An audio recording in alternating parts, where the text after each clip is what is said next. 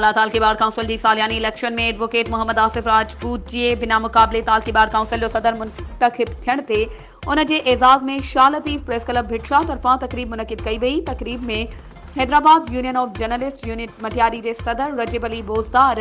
Town committee Bhitshah जो vice chairman Rana Mohammad Usman Rajput, Shah Latif press club Bhitshah जे उहदेदारनि ऐं मेंबरनि इलाही बख्श अबड़ो, फेरोज़ गुल फहीम, राजा हैदर बख्श वसाण, ज़ीशान अली अबड़ो, इम्तियाज़ अली अबड़ो,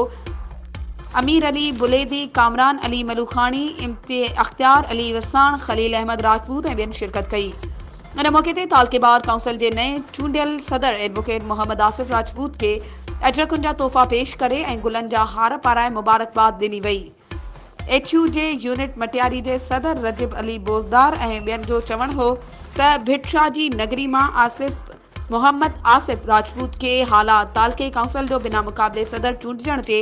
मुबारकबाद पेश करियूं था। जॾहिं त बिना मुकाबले चूंडी आयल तालकेबार काउंसिल जे सदर एडवोकेट मोहम्मद आसिफ राजपूत पारां